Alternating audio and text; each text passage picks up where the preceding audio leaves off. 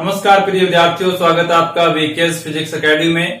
आज हम BSc third year के क्वांटम फिजिक्स का यूनिट नंबर फर्स्ट का लेक्चर नंबर 18 पढ़ेंगे। इस लेक्चर के अंदर हमारा टॉपिक रहेगा हाइड्रोजन परमाणु की मूल स्तर ऊर्जा, ground state energy of hydrogen atom. ये जो टॉपिक है वो application of Heisenberg uncertainty principle है। इससे पहले हमने एक एप्लीकेशन पढ़ी है कि नाभिक में इलेक्ट्रॉनों का अस्तित्व क्यों नहीं होता है।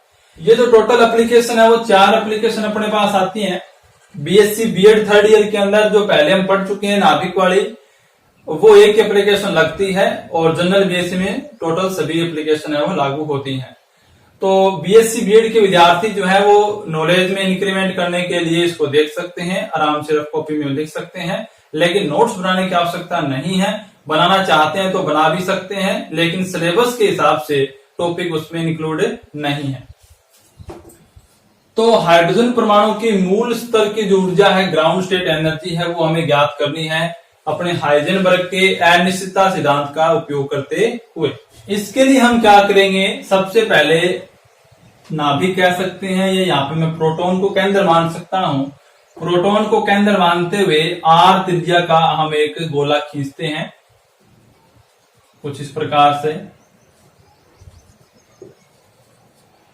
इसके अंदर जो इलेक्ट्रॉन है उसकी जो पोजीशन है वो निश्चित नहीं होगी।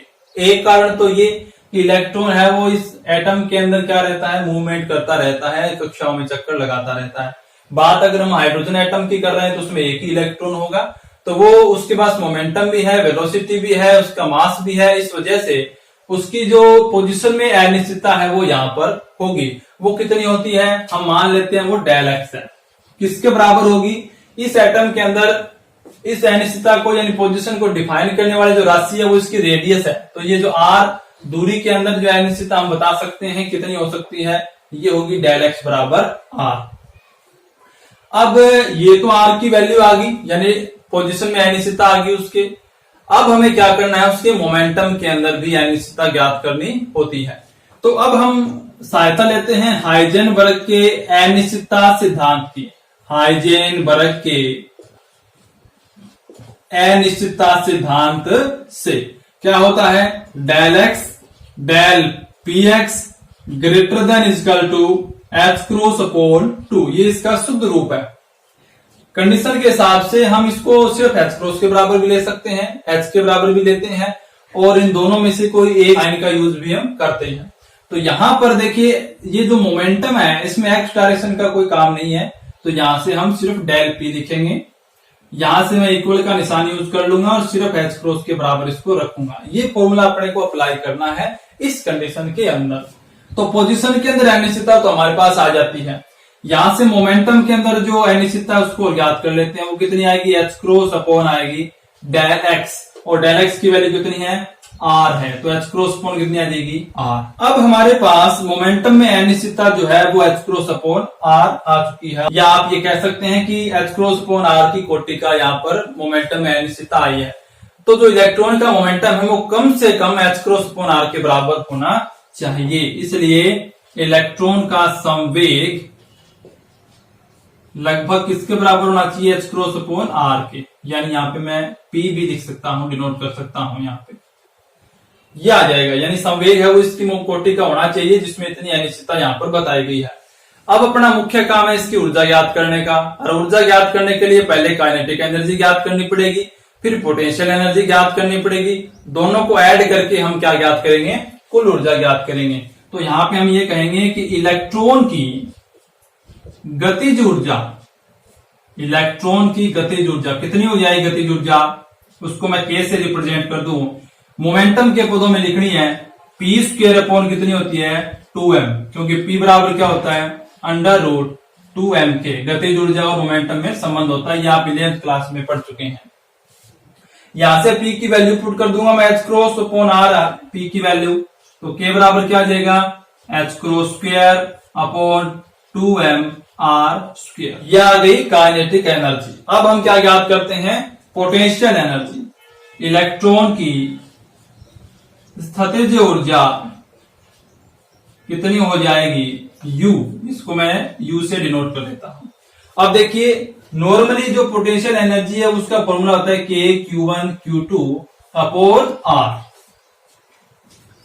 और कूलाम नियम में यहाँ पे R² होता है। ये आवेश जो है वो उनके परिमाणों का गुणनफल होता है, लेकिन पोटेंशियल एनर्जी में परिमाणों का गुणनफल नहीं होता, चार्ज का जो साइन है वो यहाँ पर आता है। तो हम बात कर रहे हैं हाइड्रोजन एटम की, तो यहाँ पे Q1 का मान पहले तो Zd हो जाएगा और दूसरा इलेक्ट्रॉन है, तो हाइड्रोजन एटम के लिए Z का मान तो हो गया 1, तो हमारे पास क्या जाएगा Ke, यहाँ पे E बचेगा और यहाँ पे E नेगेटिव साइन इसके ऊपर होता है, तो ये हो गया E² बटे कितना आ जाएगा R। ये कौन सी आ गई? ये आ गई पोटेंशियल एनर्जी। अब हम निकालेंगे कुल ऊर्जा, तो हम क्या कहेंगे, इसलिए इलेक्ट्रॉन की कुल ऊर्जा, इलेक्ट्रॉन की कुल ऊर्जा कितनी हो जाएगी? इसको आप E कह सकते हैं, E बराबर K प्लस के U, और E बराबर K का मान कितना है? h² upon 2mr², h² upon 2mr² minus Ke² upon R, Ke² upon R। ये आ गई इसकी टोटल एनर्जी, इसको आप इक्वेशन नंबर 1 दे दीजिए। अब अपने ज्ञात ये करना है कि हमें चाहिए मूल स्तर की ऊर्जा, और मूल स्तर के अंदर हाइड्रोजन एटम में क्या होता है, मिनिमम एनर्जी होती है। तो इस E की मिनिमम वैल्यू हमें किस प्रकार से ज्ञात होगी? क्या हम यहाँ पे कोई अवकलन का स्टेप काम में ले सकते हैं? बिल्कुल ले सकते हैं। तो यहाँ पर हमारे पास त्रिज्या R के रिस्पेक्ट में जो एनर्जी है उसका अवकलन अगर 0 होता है, तो उस कंडीशन में हम क्या कह सकते हैं कि E है वो मिनिमम होगी। यानी हमें इक्वेशन 1 का क्या करना पड़ेगा, अवकलन करना पड़ेगा, तब अपने पास जो एनर्जी वो मिनिमम हो जाएगी। तो DE अपॉन dr, इसका मैं अवकलन करूंगा तो R के रिस्पेक्ट में करना है, बाकी कांस्टेंट है 2m। अब R² है, R² का हम करेंगे x की घात n के हिसाब से, ऊपर ले जाके करेंगे -2 होगा, R की -2, तो माइनस बार लग जाएगा, 2 आगे आ जाएगा, R की क्यूब बढ़ जाएगा। सिंपल है, बिल्कुल आप जानते हैं। यहां पर माइनस पहले से है, Ke² अपॉन R, अब R की घात 1 है और ये इसका अवकलन होगा तो यहाँ प्लस बन जाएगा, नीचे क्या आ जाएगा, R² आ जाएगा। किसके बराबर है ये? 0 के बराबर। पक्षांतरण करेंगे तो ये 0 से इधर आ गया तो ये प्लस का बन गया, 2h² अपॉन 2mr की क्यूब बराबर Ke² अपॉन R²। 2 से 2 क्रॉस हुआ, R² से R क्यूब क्रॉस हुआ, एक R यहाँ बचेगा, इसको पक्षांतरण कर दो, R की वैल्यू ज्ञात करनी है और Ke² नीचे आ जाएगा। R की वैल्यू यहां से क्या आ जाएगी, R इधर पक्षांतरण कर देंगे, Ke² इसके नीचे जाएंगे, तो R बराबर h² अपॉन यहाँ पे 2 से 2 क्रॉस हो चुका है, यहाँ पे बचा है m और Ke²। ये वैल्यू किसकी आ गई? R की वैल्यू आ चुकी है। अब अगर हम इसके अंदर वैल्यू पुट करते हैं h की, m की, k की और E की, तो हमारे पास रिजल्ट आता है R बराबर 0.53 एंगस्ट्रॉम, और ये जो वैल्यू है वो बोर मॉडल द्वारा दी गई हाइड्रोजन परमाणु की प्रथम कक्षा की त्रिज्या के बराबर है, जिसे बोर त्रिज्या कहते हैं। यानी कि A0 की ये वैल्यू है 0.53 एंगस्ट्रॉम। तो एक काम तो अपना ये हो गया कि हाइड्रोजन के सिद्धांत की सहायता से हमने बोर त्रिज्या को फाइंड कर लिया, लेकिन हमें क्या ज्ञात करना है, एनर्जी ज्ञात करनी है। तो हम क्या करते हैं, ये जो मिनिमम एनर्जी वाली कंडीशन जिस त्रिज्या पे आई है, यानी A0 पे आई है, इस वैल्यू को पुट करेंगे इक्वेशन नंबर 1 के अंदर, तो जो एनर्जी है वो कौन सी हो जाएगी, मिनिमम एनर्जी यहाँ पे हो जाएगी, और h² अपॉन 2m A0² हो जाएगा माइनस Ke² अपॉन A0 यहाँ पर हो जाएगा।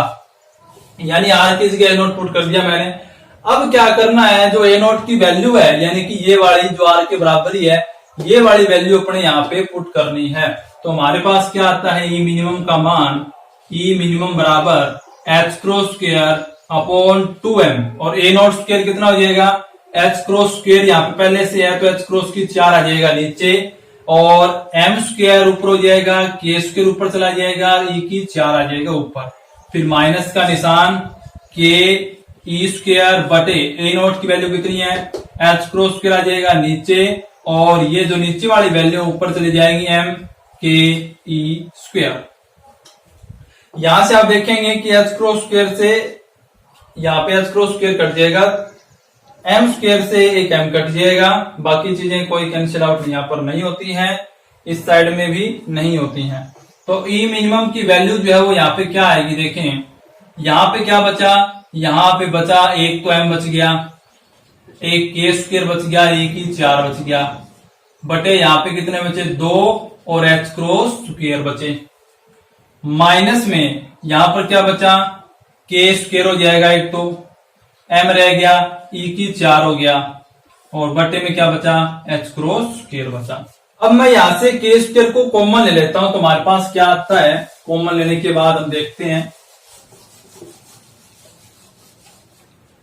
ई मिनिमम बराबर के स्क्वायर आ गया कॉमन, अंदर क्या बचा, यहां पर क्या बचा एम ई की 4 बटे 2 एच क्रॉस स्क्वायर, माइनस में आगे क्या है एम ई की 4 बटे एच क्रॉस स्क्वायर।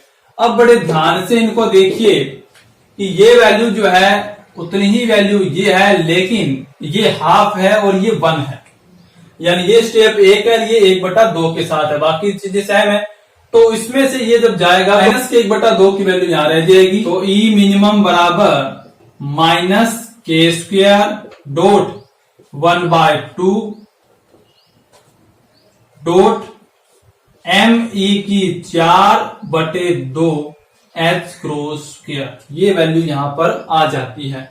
अब हम क्या करते हैं, जब हम वैल्यू पुट करते हैं के की वैल्यू कितनी होती है, माइनस आ गया 9 गुणा 10 की पावर 9 और स्क्वायर इंटू में एम की वैल्यू 9.1 इंटू 10 की पावर माइनस 31 इंटू ई की वैल्यू 1.6 इंटू 10 की पावर माइनस 19 4 और अपोन में क्या है 2 इंटू एच क्रॉस की वैल्यू कितनी होती है 1.054 इंटू 10 की पावर माइनस 34 और ऊपर है स्क्वायर। इसको जब आप सोल्व करेंगे तो आपके पास पहले जूल में वैल्यू आएगी, उसको इलेक्ट्रॉन वोल्ट में चेंज करना है, तो माइनस 13.6 इलेक्ट्रॉन वोल्ट जो है वो रिजल्ट आपके पास आ जाएगा। ये जो एनर्जी है वो हम पहले भी पढ़ चुके हैं, बोर मॉडल द्वारा बताई गई थी। हाइड्रोजन परमाणु की प्रथम कक्षा या ग्राउंड स्टेट एनर्जी इतनी होती है, तो इसको हमने अपने हाइजेनबर्ग सिद्धांत की सहायता से फाइंड कर लिया है। तो ये अपना टॉपिक कंप्लीट हो चुका है। इसके नोट्स आप खुद बना सकते हैं, मैंने साथ साथ में लिखा भी था, इसमें कोई ज्यादा थ्योरी वाली बात नहीं है, डायरेक्ट अपने को लिखनी है। जो बातें मैंने बोल ली है उनको बड़े ध्यान से सुनना है आपको और अपने नोट्स बना लेना। वीडियो को लाइक कर दें, कमेंट कर दीजिए और ज्यादा से ज्यादा विद्यार्थियों तक शेयर कर दीजिए। मिलते हैं नेक्स्ट वीडियो में, धन्यवाद।